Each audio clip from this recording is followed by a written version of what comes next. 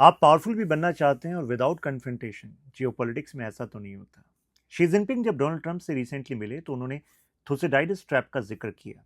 ये Greek historian थे जिन्होंने एथेंस और स्पार्टा के डिवास्टेटिंग वॉर को डॉक्यूमेंट किया था। उनका कोर आर्ग्यूमेंट था कि वॉर सिर्फ पावर की वजह से नहीं होता, वॉर फियर की वजह से होती है।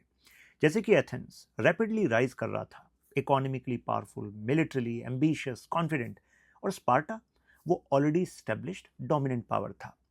लेकिन स्पार्टा को लगा कि आज ये इक्वल हो जाएगा, कल डोमिनेट करेगा, और वहीं से fear eventually 27 years long war में कन्वर्ट हो गया।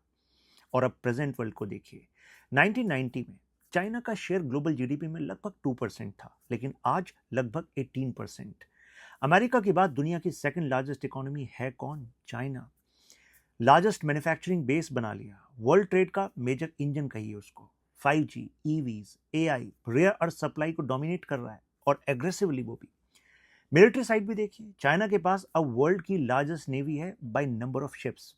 हार्वर्ड स्कॉलर ग्रैहम एलिसन इसी पैटर्न को थुसिडाइडस ट्रैप कहते हैं। उन्होंने हिस्ट्री के 16 केसेस स्टडी किए जहां राइजिंग पावर ने डोमिनेंट पावर को चैलेंज किया हो। 12 केसेस ऐसे हैं जहां वॉर हुआ, मतलब हिस्टोरिकल प्रोबेबिलिटी कंफर्टिंग नहीं है। और इस राइवलरी का most dangerous flash point Taiwan है। ताइवान सिर्फ एक आइलैंड नहीं है, it produces 60% of world's semiconductors, और एडवांस चिप्स में तो डोमिनेंस और भी ज्यादा है। मतलब अगर ताइवान क्राइसिस एस्केलेट होता है तो इम्पैक्ट सिर्फ मिलिट्री नहीं होगा, global economy, smartphones, AI, industry, automobile सब इफेक्टेड होंगे। चाइना ताइवान को अपनी टेरिटरी मानता है। अमेरिका ऑफिशियली तो वन चाइना पॉलिसी फॉलो करता है, लेकिन ताइवान को आर्म सपोर्ट भी देता है।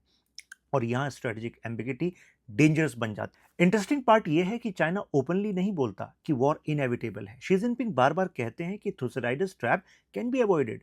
चाइना का मैसेज ब्रॉडली ये है कि हम राइज करना चाहते हैं, एग्जिस्टिंग सिस्टम को कंप्लीटली डिस्ट्रॉय नहीं करना चाहते। लेकिन अमेरिका के स्ट्रेटेजिक सर्कल्स में ग्रोइंग फियर है, और rising China may eventually rewrite the global order itself.